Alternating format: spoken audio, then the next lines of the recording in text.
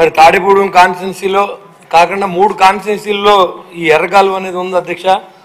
ప్రతి సీజన్లోనూ దాదాపుగా 15,000 ఎకరాలు మునిగిపోతుంది అధ్యక్ష. దానికి కోట్లాది రూపాయలు ప్రభుత్వం డబ్బులు చెల్లిస్తుంది రైతులకి. కానీ రైతులకి మనం ఇచ్చే డబ్బు కంటే కూడా వాళ్ళు పండించే దాన్ని వాళ్ళ ఇంటికి వెళ్తే దానివల్ల వాళ్ళు సంతోషిస్తారు తప్ప మనం ఇచ్చే 1,000-2,000కి వాళ్ళకి ఏం రాదు అధ్యక్ష. కాబట్టి దానికి మొత్తం అంతా రిపేర్ చేస్తే 10 కోట్లు అవుతుంది అధ్యక్ష. కానీ ప్రతి సంవత్సరం 7 కోట్ల నుంచి 9 కోట్ల రూపాయలు మురిగినప్పుడల్లా మనం డబ్బులు ఇస్తాం అధ్యక్ష. మరి కాబట్టి గౌరవ మంత్రి గారు కూడా లాస్ట్ టైం చెప్పడం జరిగింది మా జిల్లా వాసులు. మరి ఖచ్చితంగా దాని మీద దృష్టి పెట్టుకుని ఈసారి అయినా సరే దానికి డబ్బులు శాంక్షన్ చేయవలసిందిగా నేను కోరుతున్నాను అధ్యక్ష. అదేవిధంగా లో లెవెల్ మిడ్ లెవెల్ కెనాల్స్ ఉన్నాయి అధ్యక్ష. అదే ఏలూరు కెనాల్ ఉంది అధ్యక్ష.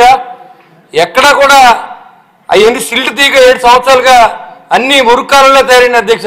దాంట్లోనే మంచినీళ్ళు తాగుతారు అధ్యక్ష విలేజ్లో.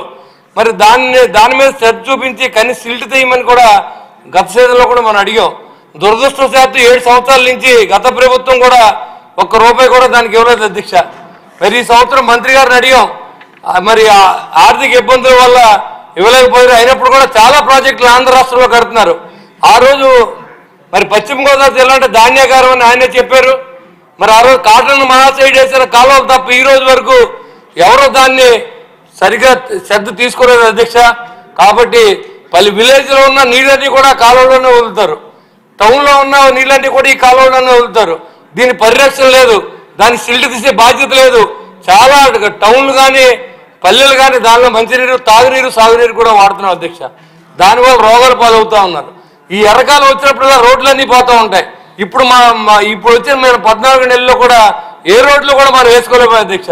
కాబట్టి ఇవన్నీ కూడా మంత్రి గారి దృష్టికి వెళ్ళి ఈ సీజన్లో అయినా ఈ వేసవకాలంలోనైనా మాకు ఈ ఎర్రకాలను బాగు చేసుకునే విధంగా ఈ 3 కెనాల్స్ని సిల్ట్ తీసే విధంగా ఆదేశాలు ఇవ్వాలని చెప్పి ముఖ్యమంత్రి గారికి చెప్పి మరి నిధులు కేటాయించాలని చెప్పి రామారెడ్డి గారిని మిమ్మల్ని కోరుతాను అధ్యక్ష. Thank you very much.